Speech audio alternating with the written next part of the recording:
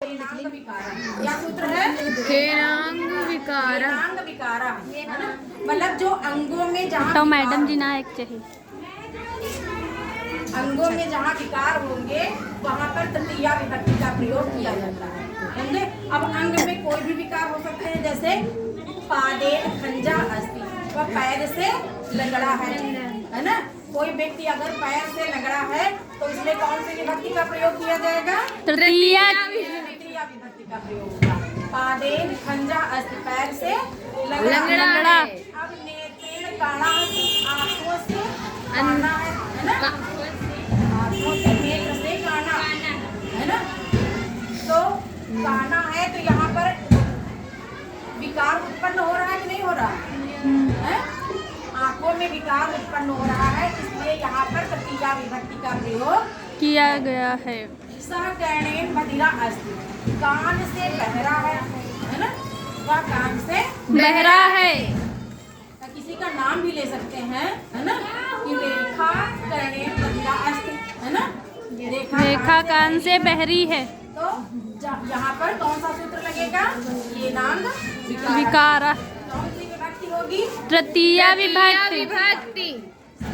खलवाटा अस्ति, सिर से गंजा, खलवाटा माने गंजा। खलवाटा माने गंजा जो सर से गंजा हो। समझे? अब इससे कहने ना लगना कि सिर से खलवाटा अस्ति है ना। सिर से खलवाटा तो हो सकता ना जान पाए व्यक्ति। देखो क्या कह रही है।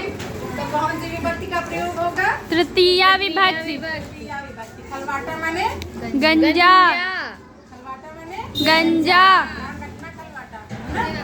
पादेन खंजा, खंजा मतलब लंगड़ा। पादेन खंजा पादेन मतलब पैर से लंगड़ा। लंगड़ा है तो कौन सी विभक्ति होगी? तृतीया विभक्ति। कौन सा लगेगा? ये विकारा। कौन सा लगेगा? ये नांग विकारा। नांग विकारा तृतीया विभक्ति होगी है ना। सूत्र याद रखना। सिरसा खलवाटा में कौन सी विभक्ति होगी? तृतीया विभक्ति। कौन सा लगेगा? ये नांग विकारा। कौन सा सूत्र लगेगा? ये नांग विकारा। ये नांग विकारा है ना। अच्छा, ऐसे ही जैसे देवदत्ता नेत्रेण काणा अस्ति, बताओ इसमें क्या कौन सी विभक्ति होगी? तृतीया विभक्ति। प्रकृत्या साधु स्वभाव से सज्जन अगर व्यक्ति है तो उसमें भी तृतीया विभक्ति का प्रयोग होगा। समझे? प्रकृत्या साधु स्वभाव से सज्जन व्यक्ति। कटया कमर से कुबड़ा अगर व्यक्ति है, कौन सी विभक्ति होगी? तृतीया विभक्ति। कटया कुब्जा में कौन सा सूत्र लगेगा? ये नांग विकारा। समझ में आ गया? यस। जहाँ अंग में विकार हो, किसी भी अंग में है ना, वहाँ पर तृतीया विभक्ति का प्रयोग होगा तो सूत्र लगेगा ये नांग विकारा। इसी प्रकार से एक दूसरा सूत्र भी तृतीया विभक्ति में लगता है, सहयुक्ते अप्रधान। कौन सा सूत्र? सहयुक्ते अप्रधाने। सह माने साथ में है ना।